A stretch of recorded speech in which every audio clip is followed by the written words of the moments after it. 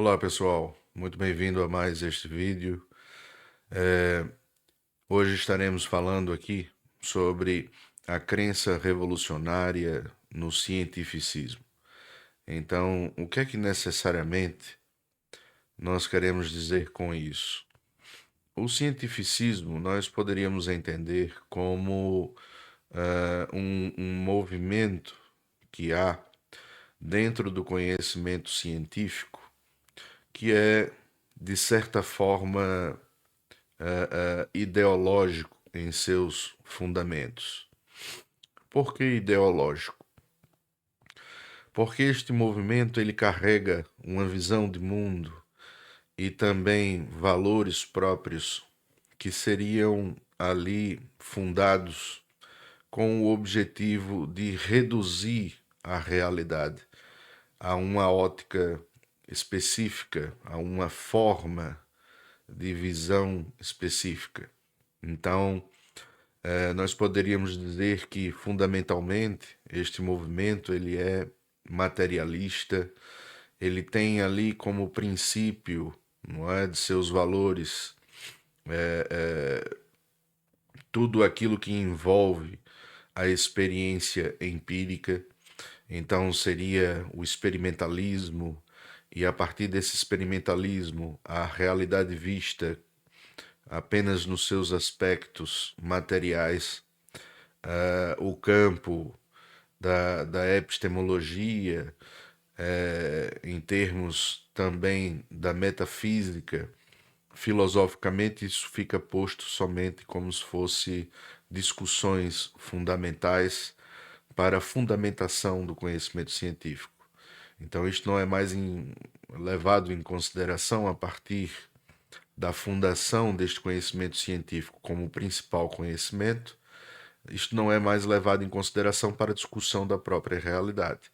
A ciência ela vai monopolizando este conhecimento e vai também tomando um lugar central, como se ela detivesse a verdade sobre a explicação da realidade, do mundo e de suas coisas.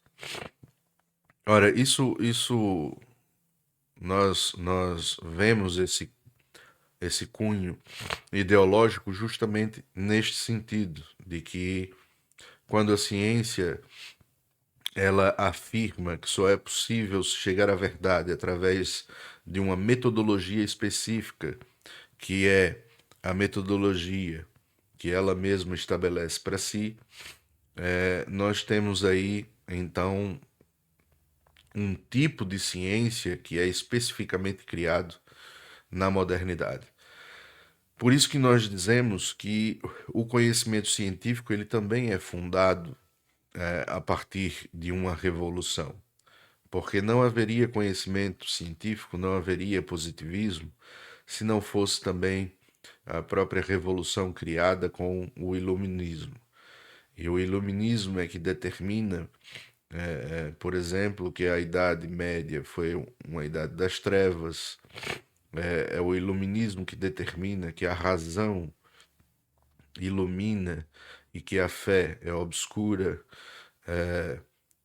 A forma principal de conhecimento humano, então, é estabelecida através dessa razão, e essa razão depois ela se transformará muito mais em um conhecimento com aspectos lógicos envolvidos e também metodológicos, ou seja, a metodologia, desculpe, a metodologia são meios de adquirir o conhecimento sobre algum aspecto da realidade ou sobre algum fenômeno. A metodologia, então, são os meios implicados para se obter este conhecimento. E estes meios, a partir de como a ciência estipula que eles têm que ser elaborados e como têm de ser aplicados, é que vai nos demonstrar esta verdade. Então, essa crença de que o conhecimento científico produz verdades na realidade, a forma de racionalizar em que a modernidade ali atribui os seus valores, atribui principalmente a sua visão de mundo, o seu materialismo próprio, também ali como antítese aquele movimento romântico com o seu idealismo, e isso tudo se mistura de uma forma em que a própria ciência, ela estabelecendo essas metodologias, ela vai também se fechar ali como uma forma de produção do conhecimento verdadeiro. Hoje nós estamos num clímax, não é? Porque nós temos aí a ciência como uma forma de elaboração de conhecimentos estruturante da nossa sociedade, do nosso modelo civilizacional, o que nos leva também a ter de lidar com variadas crises, pois a ciência, ela ao mesmo tempo que produz estes conhecimentos, estas metodologias, por não conseguir atingir outros níveis de abstração sobre a realidade, ela também acaba por deixar ali lacunas nesta produção de conhecimento. A consciência, por exemplo, é um dos exemplos mais duradouros e também hoje muito presente nas discussões acadêmicas, porque a inteligência artificial e outros tipos de tecnologias põem em xeque justamente do que é que se trata, a consciência humana. Então, a própria psicologia tem desde seu início este percalço.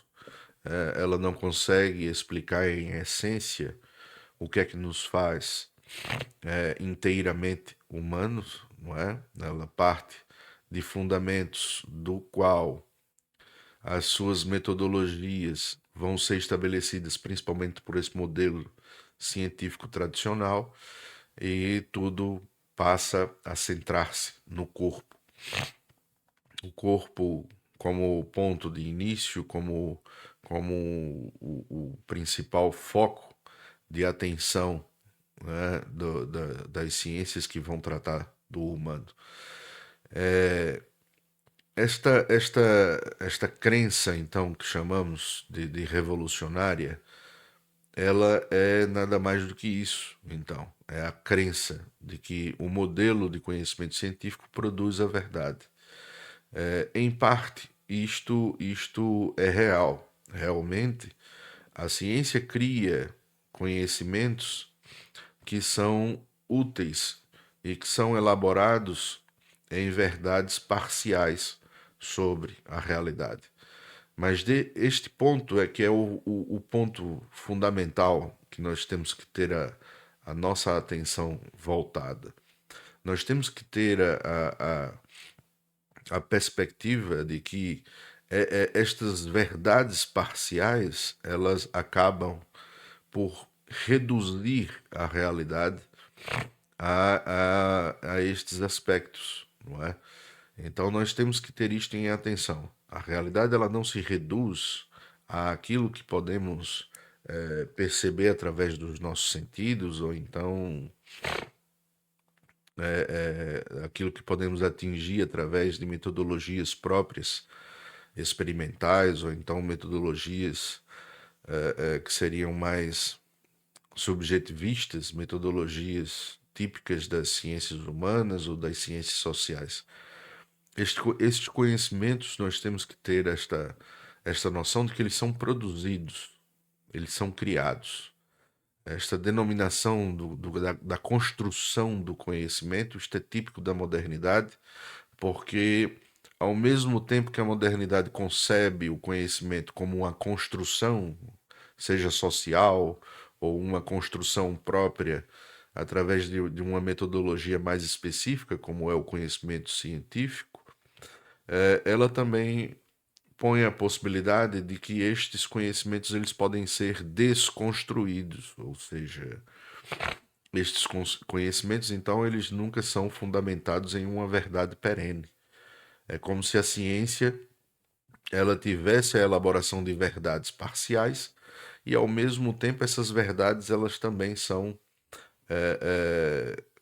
elas têm ali um tempo limitado até que outras verdades apareçam, outras verdades possam questionar as anteriores e assim estabelecer novos patamares de verdades que passam a ser estabelecidas. Ora, isto é a própria noção elaborada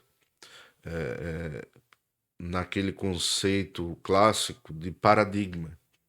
Este conceito é um conceito em que é necessário também pô-lo em xeque, porque esta noção de paradigma é também uma noção revolucionária. É como se a cada mudança de paradigma tivesse de haver uma revolução para que este paradigma venha abaixo e outro tome o seu lugar. Também há uma expressão alemã que foi constituída pela Escola de Frankfurt e é típica deste período da modernidade, que é o Zeitgeist. Então, o Zeitgeist é o espírito do tempo. É como se cada período da história humana tivesse uma identidade própria, um espírito próprio. E isto é típico desta elaboração de um modelo histórico para a história humana, de um modelo histórico sincrônico, de dividir a história humana em etapas. Se nós formos ver diacronicamente, a história humana, ela continua desde as fundações da nossa civilização ocidental até os dias de hoje. E essas fundações, elas vão desde lá, de muito antes de Cristo, de milênios antes de Cristo. E estas fundações são colocadas desde do que a filosofia estabelece como os pré-socráticos, e mesmo assim os pré-socráticos já faziam parte de uma sociedade mais ou menos bem estabelecida na Grécia. E as nossas fundações elas vão desde dessa Grécia mais, digamos, ali na própria região mediterrânea, né, da própria região da Grécia, desde deste estabelecimento histórico mais anterior ainda aos pré-socráticos. Então, a própria noção de filosofia grega, quando ela passa a se desenvolver, a própria organização das cidades gregas, a própria noção a respeito do que é a realidade, do que é o mundo, estas noções elas vão sendo constituídas ali no seio da civilização grega e seus pensadores, e depois isto vai ser desenvolvido, chegando até aos grandes filósofos gregos, como o Aristóteles, que estabelece uma sistematização mais verdadeira, uma sistematização mais bem argumentada e fundamentada. Ora, nós temos a nossa civilização então desde esses tempos. Essa civilização, ela ainda permanece em movimento. Nós podemos dizer que nós estamos à beira realmente de uma crise fundamental deste modelo civilizacional. Então são milênios de agregação cultural ao nosso pensamento, de agregação dos nossos conhecimentos ao nosso pensamento. Inclusive, nós temos aí que fazer também, né, abrir aspas, de que são 2 milênios também de civilização cristã, em que nós temos 1 milênio de cristandade. O que é que isso quer dizer? Nós temos 1 milênio em que a civilização ocidental, tal e qual a conhecemos, ela era toda unida pelo mesmo ideal cristão. Então, se você fosse do grande Império Bizantino até o Império Romano do Ocidente, se você fosse cristão, você seria acolhido em qualquer cidade e poderia circular por todo este império sem maiores problemas. E nós temos aí, no início, na época do Renascimento, nós temos o Marco Polo, inclusive, fazendo estes percursos, só que isto já era na decadência deste império, não é? E ele chega, inclusive, ao Oriente, a visitar da Mongólia até a China e conhecer, inclusive, o que seria a Rota da Seda. Esta rota vai modificar, por exemplo, todo o comércio na Europa, a Rota das Especiarias também. Então nós temos que ver que esta história, na sua forma diacrônica, ela vai estabelecendo mudanças que vão reverberando e vão também ter consequências que são difíceis para os personagens daquele período antever até onde se chega nestas, nestas modificações, nestas transformações. Nós não teríamos capacidade, senão agora, olhando para o passado, de estabelecer, por exemplo, uma lógica de quais são os impactos da transformação na nossa civilização ocidental, do descobrimento da rota de uma seda, da rota da seda, por exemplo, da rota das especiarias, os grandes descobrimentos da, do Império Português, do Império Espanhol, depois a disseminação do Império Britânico, do Império Francês, quais são os impactos que isso gera em termos das fundações da nossa civilização. Então esta história ela não pode ser reduzida somente a períodos e ter estes períodos como se fossem desdobramentos naturais do passar do tempo da história humana.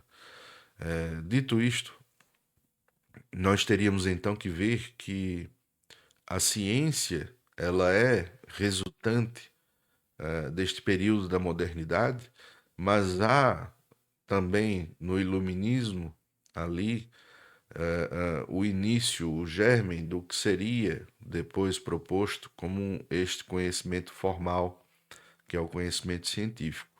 E nós temos que ver também que todas as revoluções contribuíram, de certa forma, para transformar a modernidade no que ela é.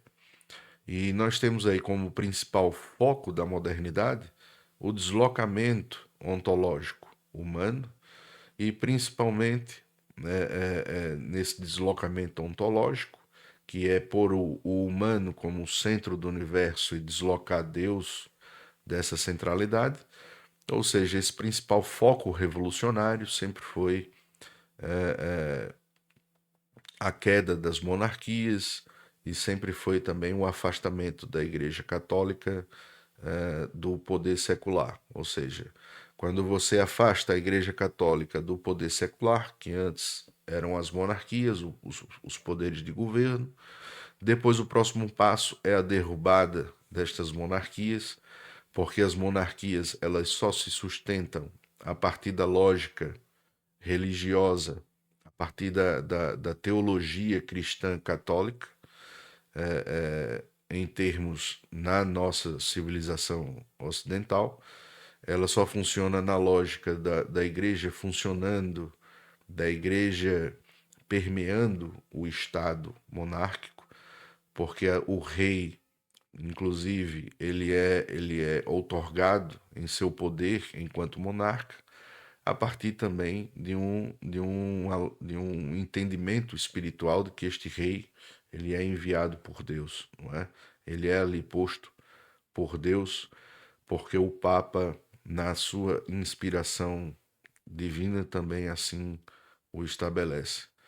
Então, ora, se este deslocamento é feito, a queda da monarquia como o próximo passo, depois o estabelecimento de repúblicas e, para o conhecimento científico, o estabelecimento das repúblicas está ali totalmente intrincado em como esse conhecimento vai se estabelecer formalmente, como um conhecimento também técnico. Ele vai servir ao Estado.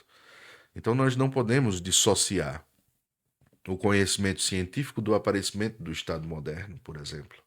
Nós não podemos dissociar de que o próprio Estado moderno ele vai requerer da ciência o tecnicismo próprio do conhecimento científico na formação depois do que vamos conhecer como profissões.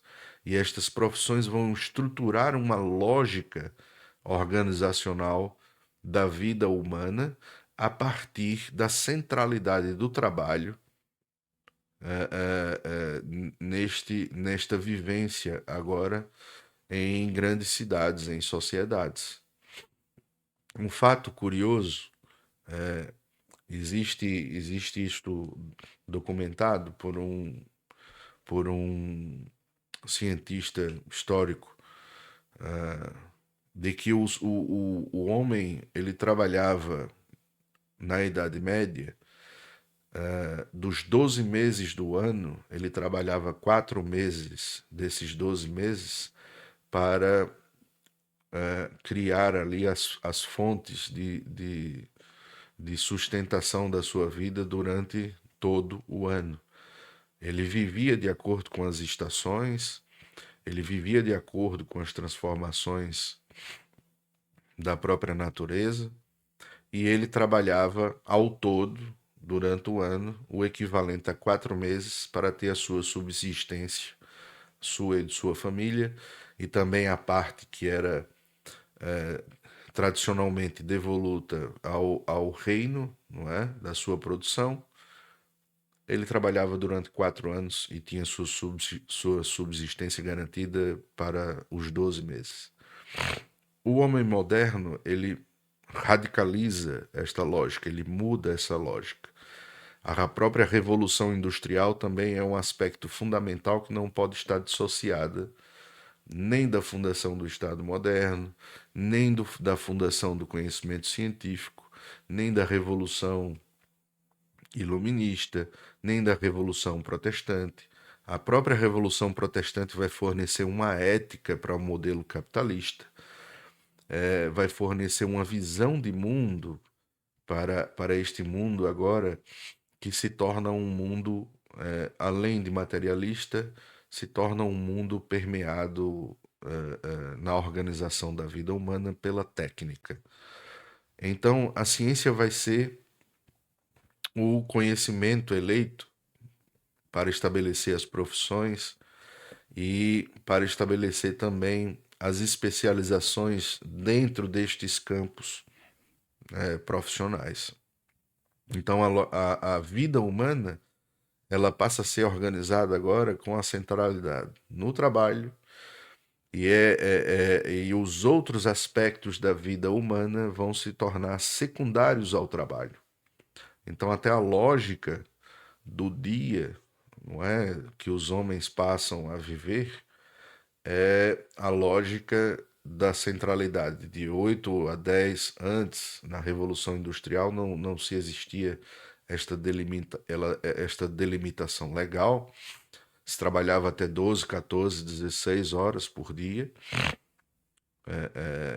Há relatos de que na Revolução Industrial, quando o trabalhador saía de sua cama para o seu turno e o outro vinha deitar nesta mesma cama, ele deitava ainda em uma cama quente. Então, a Revolução Industrial foi brutal, foi um movimento que também matou muitas pessoas, não é?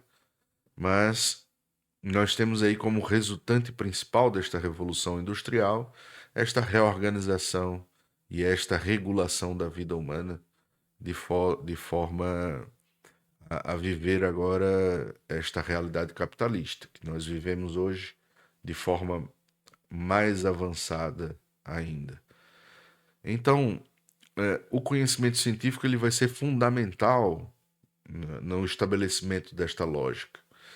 Não só fundamental enquanto conhecimento que vai ter ali o seu fundamento nas funções técnicas que as profissões vão adquirir, mas também no desmantelamento do que seria a própria lógica da vida humana permeada pelo artifício, não é? Pelo artífice.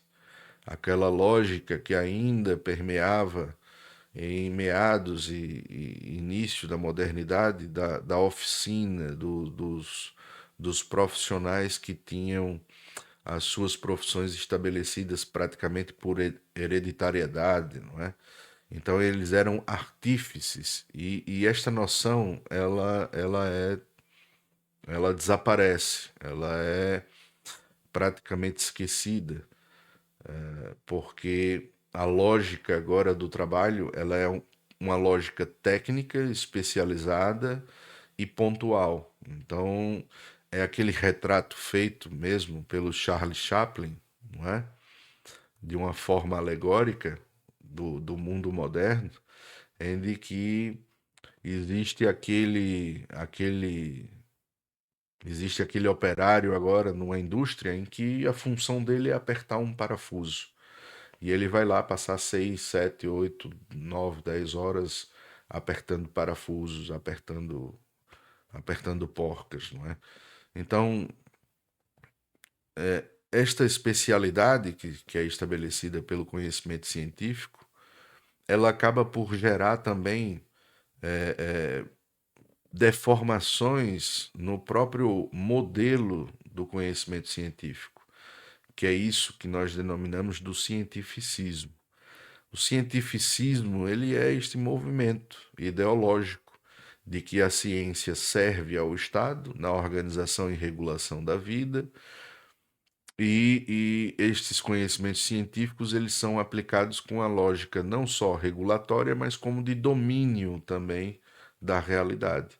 É aquela lógica que vai servir ao capitalismo de exploração da realidade, de exploração da natureza, de exploração sobre o ser humano. É quando a psicologia, por exemplo, passa a estudar é, de, como o trabalhador pode se sentir mais confortável no ambiente fabril. Então a psicologia ela não estuda o ambiente fabril para que o trabalhador tenha ali um maior conforto, para que ele possa descansar em termos de apenas estabelecer um maior bem-estar para esse trabalhador. Mas a psicologia faz uma pesquisa para que o trabalhador tenha mais bem-estar dentro do ambiente fabril para que ele possa produzir mais. Então, a ciência passa, de certa forma, a estabelecer, inclusive, um ideal, ela passa a estabelecer ali um componente de desempenho no trabalho. Então, como é possível produzir mais em menos tempo? Isso não quer dizer que as pessoas vão trabalhar menos. Isso quer dizer que as pessoas vão produzir mais dentro do mesmo tempo em que elas trabalham.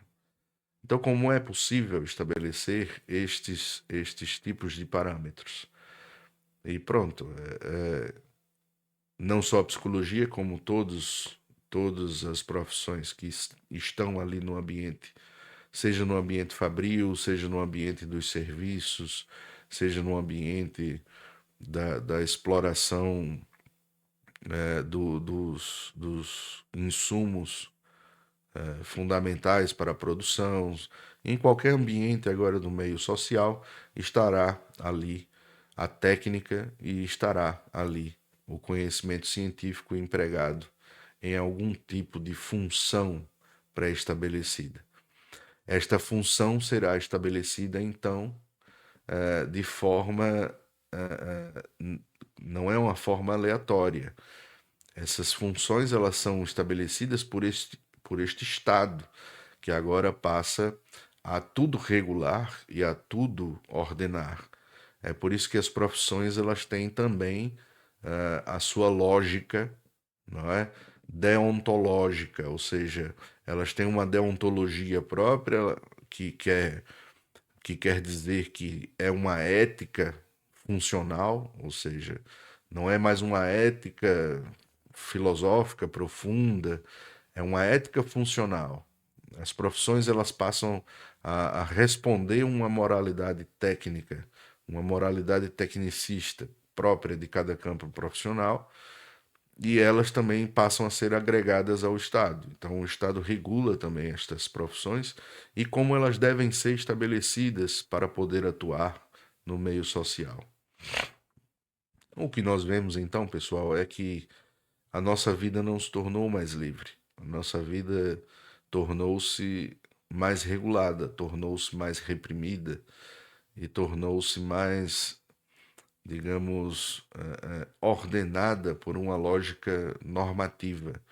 Ou seja, para tudo existe uma lei, para tudo existe um ordenamento, para tudo existe uma forma pré-estabelecida, um moralismo, uma moralidade legal, né? Uma moralidade que é estabelecida não só nos costumes, mas na lógica que o próprio Estado de Direito estabelece. Essa lógica democrática, que é a lógica de dever e direitos, não é? Então, nós temos aí este lugar da ciência como um lugar também normativo. E a psicologia contribui muito com isso, quando ela também passa a estabelecer o que seria a própria normalidade, os parâmetros do que é a normalidade e do que são os comportamentos desviados, o que é a anormalidade, o que está fora da curva. A normalidade é sempre aquela curva de Gauss, não é? Aquela curva onde a maioria está inserida e os que estão fora da curva são aqueles que estão ali, digamos, na marginalidade.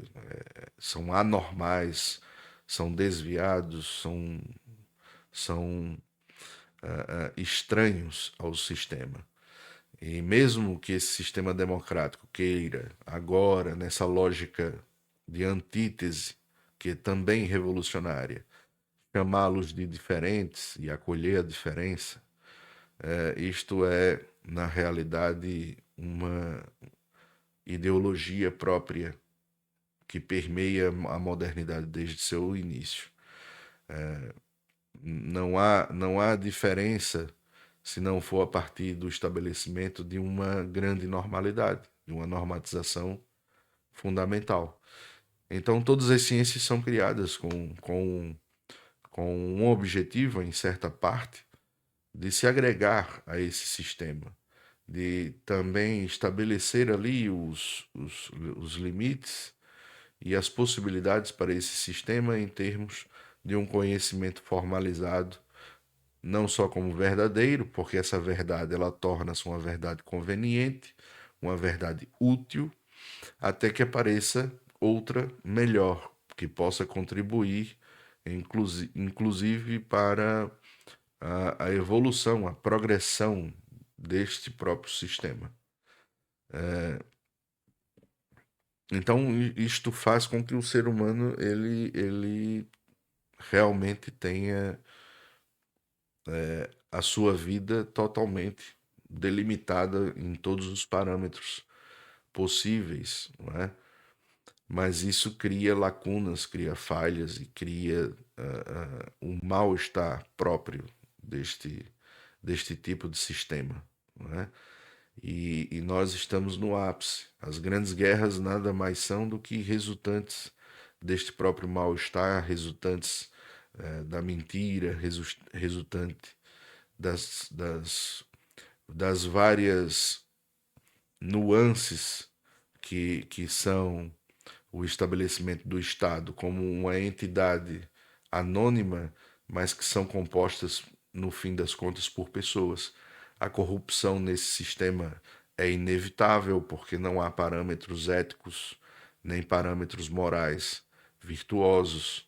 Nós não temos mais nenhuma ideia do que trata-se a honra, do que trata-se os valores de virtude, do que trata-se você realmente reger a sua vida ou reger o seu conhecimento da realidade a partir da verdade. Nós temos sistemas educacionais que são formadores de escravos, são formadores de operários. Então, as pessoas, elas realmente, em sua grande maioria, estão buscando sobreviver nesse sistema. E o sistema faz com que elas permaneçam nesta alienação própria, porque não há tempo para mais do que isto. E isto é muito grave, é muito grave. Nós temos que tomar as rédeas das nossas vidas. É muito duro sair desse sistema, tornar-se um outcast, não é? Como se diz em inglês, tornar-se ali um personagem fora desta corrente da normalidade. É muito difícil você conseguir sobreviver, se sustentar e ao mesmo tempo criar meios para sair desse sistema. Todos nós sentimos isto. Todos nós sabemos a dureza que é estar submetidos a essa lógica e ao mesmo tempo buscar meios para poder sair, poder respirar fora desta, desta, desta forma de organização totalitária da vida. Infelizmente, nós temos que ter a força de vontade para isto. Digo infelizmente porque realmente é ultrapassar o sofrimento, é você ter a coragem de superar-se e poder realmente constituir estes caminhos para si. Isto não é impossível, é difícil, mas todos nós, se tivermos a consciência de que podemos fazê-lo, o início do caminho está em nós mesmos, em nós buscarmos o conhecimento da verdade. E a maior verdade inicial que nós podemos buscar conhecer é a respeito de quem realmente nós somos, de quem é a singularidade que nós somos. É de você buscar novamente conhecer a si, não como corpo, não como personalidade, não os seus pensamentos. Isto tem uma história, digamos, de dias contados, mas você se vê em outro nível de experiência da realidade. Você, você como uma singularidade real, uma alma, um corpo, você como uma consciência que constitui aquilo que quer para a sua vida. E você ver o caminho que você traçou não como um caminho inevitável ou como um caminho que deveria de ter sido trilhado porque trata-se do seu destino, mas ver o seu caminho com a responsabilidade própria de que foi constituído por si, porque é o caminho que você escolheu para si. É o caminho que lhe foi possível escolher, mas você fez, dentro deste possível, o melhor para escolher a melhor possibilidade que você tinha dentre as circunstâncias, as contingências e tudo mais.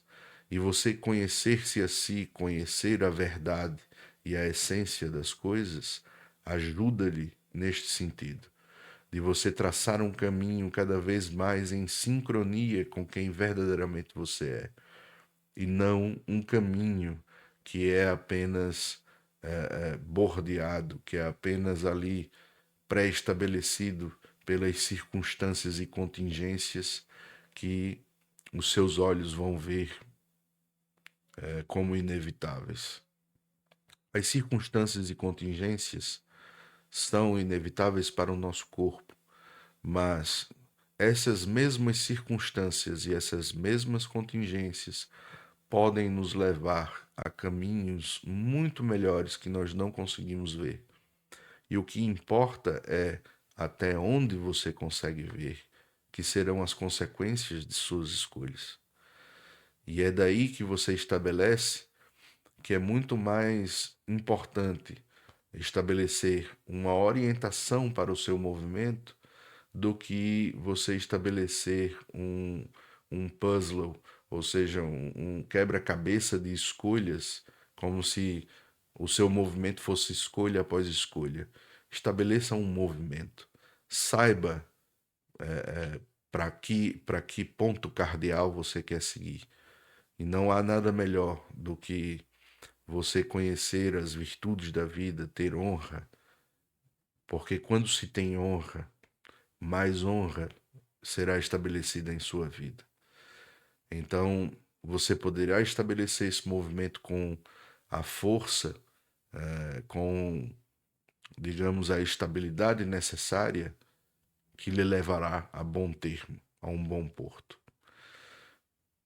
E é isto que nós tentamos aqui fazer para todos que nos seguem. Se gostou dos vídeos, pessoal, deixem o seu gostar, compartilhem este vídeo, subscrevam o nosso canal, ajudem-nos a chegar a quem ainda não nos conhece e também conheçam as nossas iniciativas, não é? As nossas ações. Temos cursos online, estaremos a lançar os nossos e-books e também iniciaremos trabalhos que serão mais intensivos, que serão de maior proximidade em nossa comunidade, não é? Nossa comunidade inicial é no Patreon. Nós também temos uma outra comunidade no Hotmart, e estamos a pensar em fazer uma agregação de todas as nossas plataformas, de todas as nossas iniciativas em uma grande comunidade, para que assim você possa ter acesso a tudo a partir de um lugar só. Então, eu novamente agradeço a todos que estiveram aqui vendo mais este vídeo e espero que nós possamos também nos encontrar nos próximos mais. Obrigado e até a próxima.